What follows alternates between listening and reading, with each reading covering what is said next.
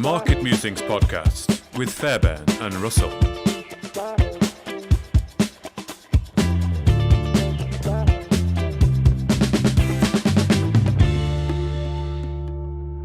Hello and welcome to the Market Musings podcast, where today our guest is Malcolm Pallay, the chairman of Coinsilium, and Gaurang Torvikar, the CEO of Indorse. Welcome to you both. How are you both doing? I'm fine. Thank you very much, Mark. Hey, Mark. Thanks for having me on the podcast today. Yes, it's good to have you back, Gaurang. We spoke, of course, last time with Eddie Travier, of course, the CEO of Coinsilium. And we were talking a bit about the crypto space and the NFT space and the opportunities that lie ahead. And we're going to expand on that today and talk about some of the things that you're working on. And of course, I can't forget my co-host all the way from the Highlands of Scotland, Kenny. How you doing, guys? Great to have you back on again. Thank you, Kenny. Thanks, Yeah. Kenny. Yep, good stuff. And no doubt, Malcolm, Gibraltar, lovely weather as usual. Well, I'm sure it is, but I happen to be in London today. Oh, well, okay. Sorry. Yeah. I don't know. First trip back for a year. So I've got a few people to meet, and it's a bit surreal, actually, but it's lovely weather here in London at the moment. So there you go. Oh, well, good. No, it's nice to spread your wings again, and now that these restrictions are starting to ease slightly, we can start to meet face to face and things like that. Right. It's good. The world is opening up again, but obviously we've got this wonderful thing called the blockchain. So there's lots of things we can do now without meeting face to face, and obviously, NFTs is hot again. Everything I seem to see in Twitter and social media is about NFTs. So what's the resurgence all about, Malcolm? Probably start with you. I mean, from Coinsilium's perspective, I mean, I'm far too old to be seen getting too involved in the actual games and the collecting. Although I do, but that nonetheless, it's very much as a market, and I'm an observer in this space, an investor, obviously, but Coinsilium's interest is that this is a really interesting growing subsector of blockchain. It's a new sort of wave, and it's a new direction that the whole market's moving in, and we did identify it early on, but I think the pace and the scale has really caught us by surprise in a very pleasant way. But ultimately, it's definitely showing that it's not a fad. It's something that is got a definite use case, and the use cases are actually sort of expanding and growing. And I'm sure Gaurang will go into that in a little bit more detail. But from our point of view, it's really about from Coinsilium's point of view and our shareholders, we should sort of look at it as being very early in the space and looking at what is how it's evolving, and also making sure that we choose the right direction, because it moves so fast and you can be led up cul-de-sacs if you actually are not careful how you go about it. And and from my perspective, and perhaps Gaurang would have a view on this as well, it seems to be the most interesting, valuable, exciting projects seem to be coming from within the industry rather than sort of outside. I think initially there were people sort of looking at making NFTs of anything. If a traditional artist wanted to come along and make an NFT of his artwork, he'd find that the market for that has probably moved on.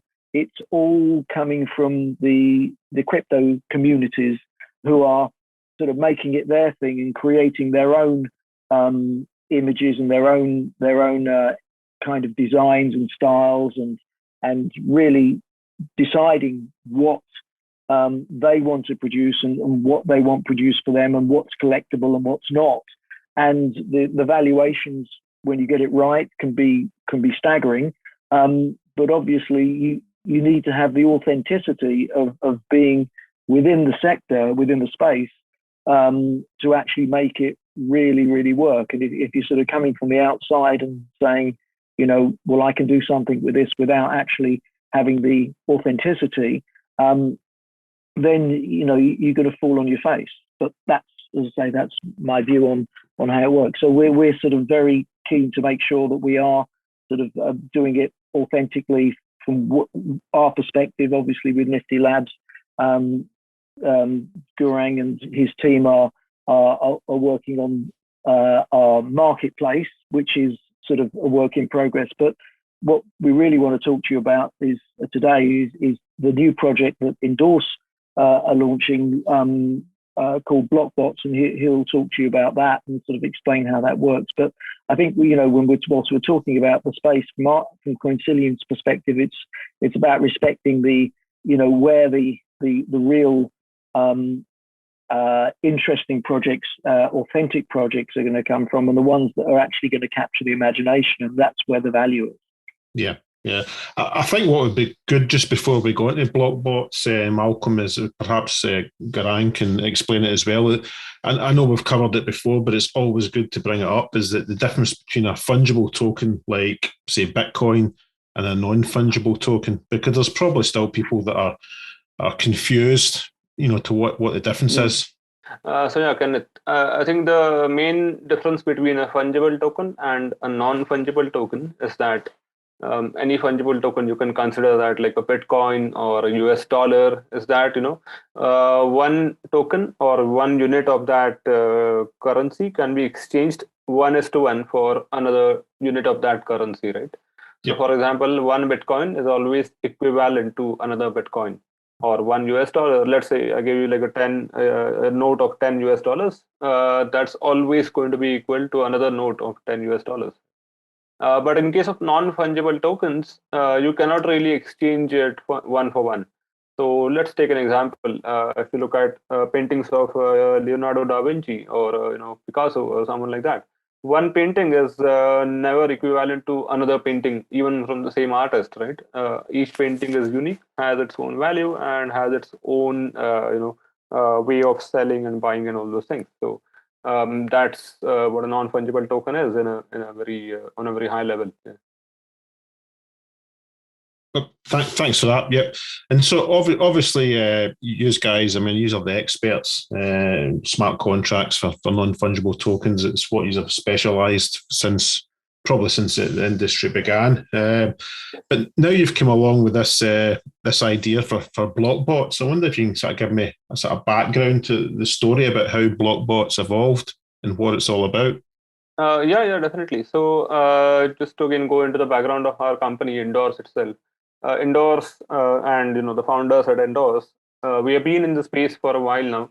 Not as long as Eddie or Malcolm, but slightly after them, we entered the space, and we can consider ourselves as OG, old guys in the space. Actually, I've been writing smart contracts since Ethereum was on the testnet, actually, even before Ethereum launched, actually. But yeah, we have been in the space for a while, and we have seen the space evolve, right? So if you look at just the NFT space itself, CryptoKitties was one of the biggest and most popular NFT projects of its time, right? But that was back in like 2017, 2018. And after that came CryptoPunks and all these things, but it did not take off as much until last year, right? So now some CryptoPunks are selling for millions of dollars. So the space has come a long way until last year, even, right? Until 2020, people were not so enamored by NFTs. But suddenly, late 2020, people started taking notice. And I think that started mainly with things like, people's art getting sold for $69 million, which was insane. But it's just amazing for the space, how long we have come, right? And now, as you say, as Malcolm was saying, anyone is coming in and creating their own NFTs. People are creating NFTs from rocks, for God's sake. You have rocks being created as NFTs. It's just insane what's happening in the space. But it has also given rise to some really amazing innovation in the space, right?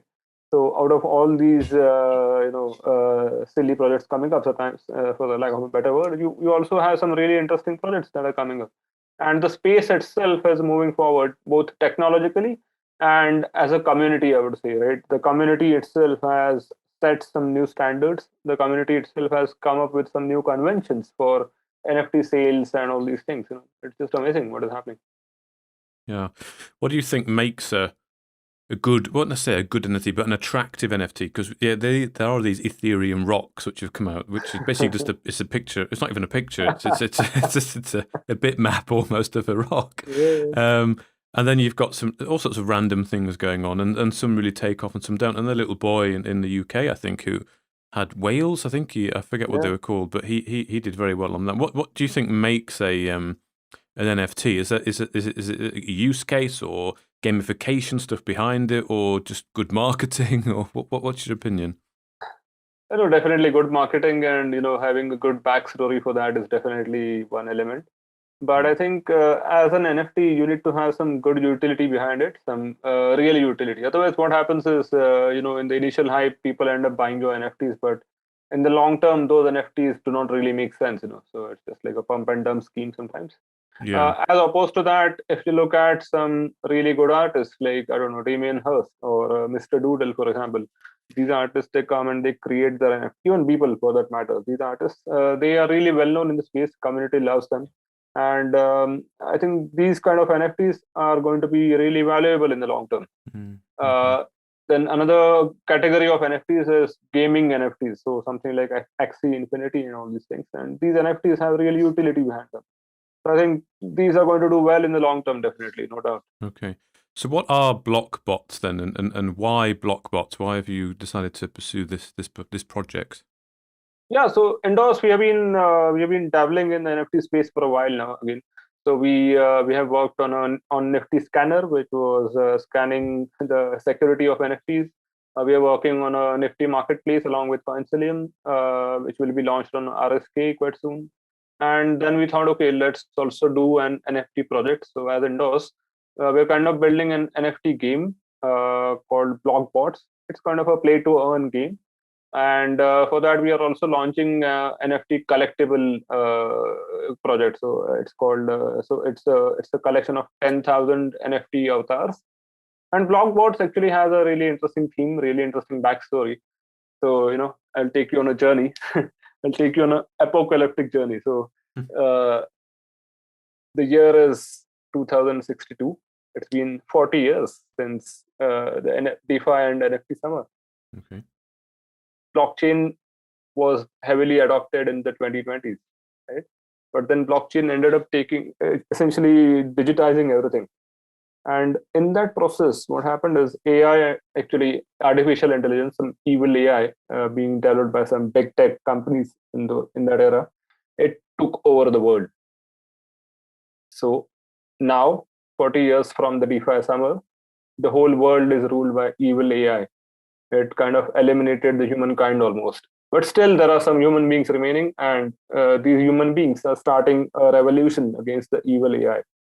And this revolution, so to participate in this revolution, they cannot be open about it, right? Because the world is ruled by the evil AI.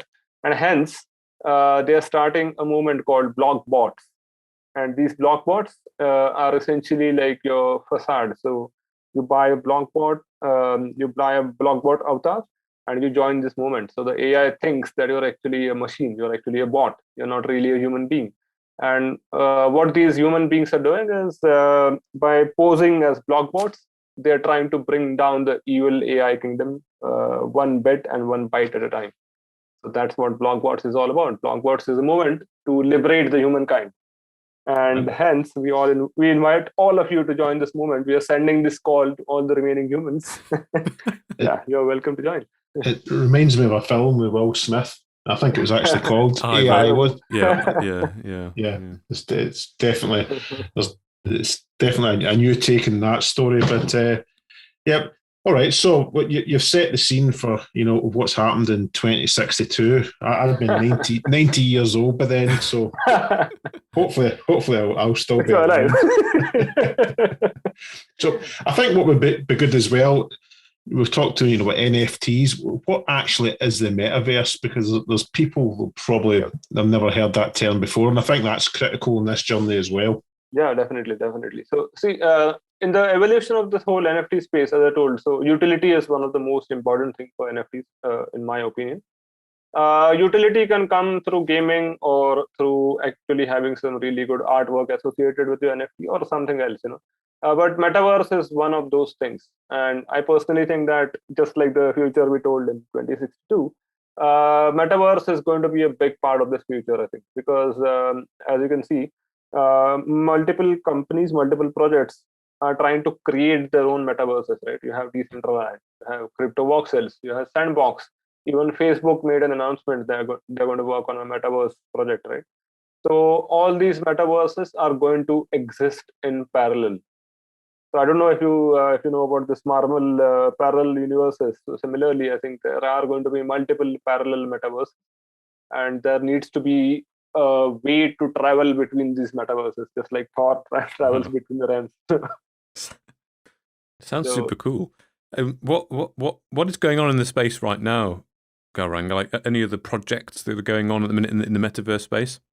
Yes. So a lot of projects, a lot of NFT. So there's like a whole new category of NFT. So see, there's like thousands of projects, literally thousands of companies or thousands of teams doing avatar NFTs. Essentially, you buy that NFT, you put that avatar as your social media avatar. It's a picture, right? But there's also another category of projects who are doing 3D avatars, and these are the avatars. So Blockbots is we are also doing 3D voxel avatars, and these avatars are your avatar in a metaverse, right? So in a normal avatar, you can just put it on Twitter or Facebook. But with this 3D avatar, you get like a whole 3D character, which you can either use in a metaverse or you can even use in games such as Minecraft or Roblox. So in the last 5 to 10 years, these voxel characters or these voxel games have gained a lot of popularity, right? So in Minecraft, for example, you can build entire cities for yourself. You have Singapore built there, you have Dubai built there, you have even like Lord of the Rings cities built there, Gondor and all these places, and that's just amazing. And we believe that metaverses are going to be huge in the future, and hence we are embarking on this journey of Blockbots, where you can buy an 3D voxel avatar for yourself, which will represent you across all these games, all these metaverses, and it makes you unique in these metaverses. And not just that, so with Blockbots, we're also developing a game. So Blockbots actually is a game. So initially, it's going to be a very simple game where you can fight your Blockbots against each other. And this is like an arena where, so, coming back to the story of this, moment against the evil AI, you can fight your Blockbots against each other and you can make them more powerful. So essentially, you're training your Blockbots in an arena, right? So suppose I fight with Malcolm's Blockbot. What will happen is I'll win a power up from him, right? So now we'll have different types of blocks. What if I beat you? Yeah, you win a power up from me. So okay. Power up essentially. I don't think I will. No, it depends on your Blockbot, right? So yeah. So power up is essentially could be like a weapon, could be like a shield, could be like a magical wand or something.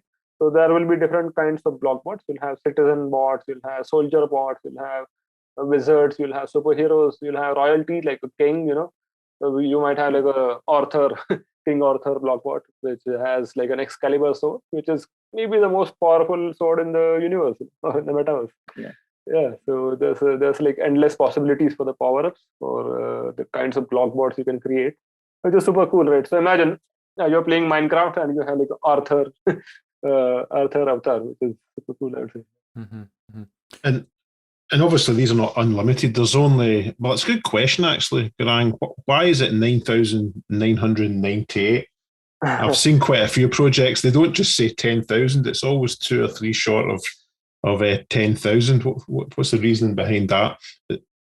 See, I think that goes back 40 years ago, right? So in the NFT summer at the time, everyone was doing 10,000. So the evil AI knows the number 10,000 very well. So we just wanted to fool the AI, That's why we did 9998. Okay, different like that. Good. And so what is the plan with Blockbots? I mean, I see for the roadmap, it is September now, so it's hopefully launching in September. Is that plan? We haven't decided a date yet. We are still figuring out the final traits and the power-ups and all these things. So we are aiming to launch it maybe first week of October or second week. Let's see. Haven't decided a date yet. But yeah, in that period, yeah, those two. Yeah, and you'll just mint these direct from your website, like several other projects. Yep. Similar to that, yeah. Will people can buy it from the blogbots.gg website, and they can start playing the game in a month or two. Yeah, and there'll be is there a limitation in how many you can buy, or is it you need to do it? Because I've seen some people buying scary amounts of these NFT.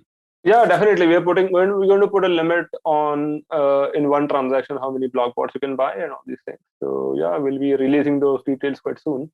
So there's a couple of things though. So what you can do is you can buy a blog bot, and later you can also download the 3D OBJ file or the GLTF file or these things, and later you can export or import these blog bots in various games, various metaverses, and essentially it becomes your common character across all these parallel universes. That's the vision with blog bots. I see. Yeah. Yep. And maybe I don't think it's a silly question, but where's the sort of access point? I mean, I've just seen a Financial Times article here talking only yesterday that was released, and it's actually about Mark Zuckerberg talking about Facebook wanting to become a metaverse company. So I'm just wondering. I understand about the NFTs and the blockbot idea where they can move between these different metaverse universes and different things going on. But where's the sort of access point? Is it through established gaming companies, or would it be sort of smaller website based? What's the kind of way into the metaverse for someone who doesn't know how to get in? Is what I'm asking. No, I think the first step is to start using the metaverse. I would say, so each of these metaverses is quite unique. It has its own world full of all these immersive characters, immersive experiences. So I think that's where you start. And if you want to make it unique, because people love to be unique, right? So if you want to make yourself unique, you buy an NFT avatar like Blogbots, and then start using it across all these metaverses. Okay. So you can just almost search Google for metaverse and find different metaverses to get involved with. Yeah. So I think some of the starting projects right now are something like a Decentraland or Crypto Voxels. And I know you might be familiar with this, but even a lot of conferences are being held in metaverses right now. So for example, my wife works at Consensus MetaMask, and just last week they had a party inside the metaverse. So Consensus has an office in metaverse, Decentraland, and they had a party there. Wow. If they sell alcohol in the metaverse, I'll be there. Don't worry. Yeah, you're Scottish after all. Yeah. So I'm assuming, obviously, since you guys have got Nifty Scanner as well, I mean, all the NFTs will get top marks, for the blockchain, IPFS, and smart contracts, metadata, etc. Yeah, definitely. So that's the plan. So we want to keep everything on IPFS. We are going to try and keep the hash of the metadata on the blockchain as well, and try to make it as immutable as possible. Try to make it as decentralized as possible. That's the whole vision. And if you get an upgrade to your blockbot, does that get recorded in the blockchain as well? So exactly. That transaction also gets recorded in the blockchain. So by the way, with blockbots, there's another feature I forgot to mention. Actually, two features mainly. So one is in this whole blockbots movement, you always want to make your blockbot as powerful as possible, right? So we also have a thing called deflatinator, where you can essentially combine two bots together and build an even more powerful bot. You remember those old cartoons where you could just combine like two superheroes together and you have a much better or much bigger superhero? Something similar to that. So that's the first unique aspect. And second one is we also have a DeFi element to this. So people will be able to stake, conduct some activities, and actually earn some rewards by doing this, which is also quite cool about blockbots, I'd say. Yeah. And obviously the Indorse token fits into this plan as well along the way. Exactly. Yeah, that's the plan. So all the DeFi aspects, all the staking and rewards and all these things will be through the IND tokens, and in the game itself, in order to buy some power ups for your blockbot, you'll have to buy it using IND tokens, right? So for example, you get like a wizard block bot, you buy a wizard block bot. You might be able to buy some potions or like a magical shield for that bot to make it more powerful in the fight. Mhm. And to buy these things, you have to, spend your IND tokens. That's the plan. And All we right. might be burning a part of those tokens as well. Yeah. All right, as long as you're not burning my tokens, Garang. I've got a pile of them, so I have. But I suppose has there been a lot of interest since you've announced this? Has there been? Yeah. We are getting some influencers talking about us as well now. So yeah, we are embarking on the journey. We just started marketing, talking about this last week, I think. So yeah, we are picking up. We are doing some really big marketing campaigns starting next week. And yeah, let's see how it goes. All right, excellent. Well, I think you're going to cost me more money because Malcolm's stamps ended up costing me a fortune, so they did. So I'm sure these. You're not alone, Kenny. Well, I'm getting excited already. Malcolm has Yeah. caused me to spend a lot of Yeah. money on the last project, so That's I'm what getting Malcolm is all excited. about. Yeah, well, they're there. I mean, that's the beauty of NFTs. They're forever. Yeah. They're not going to go away. They'll be here after we've all long gone. So after the AI takes over, Malcolm. After the AI takes over. well, I'm hoping the blockbots will do something to actually get the world back. But I don't know if I'll be around in 40 years' time to see it. So, but it's a really interesting space because you're buying digital goods with the same kind of intention as you'd buy physical goods. It's just that they're digital, and this is just the mindset. It's easier for people who have been brought up in this space in this sort of era to get that and to treat it as normal. And I think it's sort of evolved from really the first iterations of in-game purchases, which I think came from a game. It was sort of a pretty basic game in early 2000s called Farmville, where it became a sort of a thing to buy in-game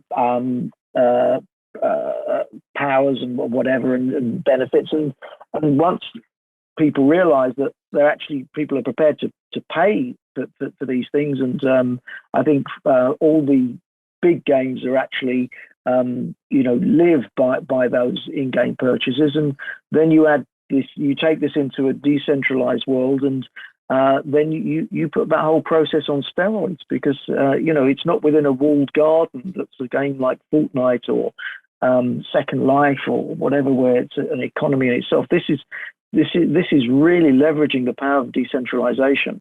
So it really is sort of manifesting in an incredible way. And obviously, guys like Gurang and the Indorse team, they're embedded in this space. They can see where the opportunities are, and they can move really, really fast. So for us, it's fantastic to be hitched to these guys in this way, and we can be part of this journey. Indeed. Yeah. Yep. Indeed. Yep. One thing I was just thinking of there, guys. I mean, what kind of age group are you targeting? A specific age group here, or do you think this has got a wide appeal? I mean, I know Mark's getting excited, and he's a 30-something, and I'll be 50 next year, and I'm already saying this is going to cost me an Ethereum or something or whatever. I think it will have a wide appeal, or is there a specific age group you think it will attract? No, man, it will definitely have a wide appeal because see, when you're talking about overthrowing the AI, age is never the limit, right? All age groups are always welcome. Yeah, definitely. Good stuff. Okay. Mark, I think that's probably about half an hour. I mean, unless there's anything else, guys, you just want to cover with Blockbots? Well, no, I think that what I wanted to sort of say is obviously, the game is one thing, the NFT collection is another, and I'm sure that will sort of we will be able to talk more about that as that evolves, and Gurang will be no doubt preparing announcements in that regard.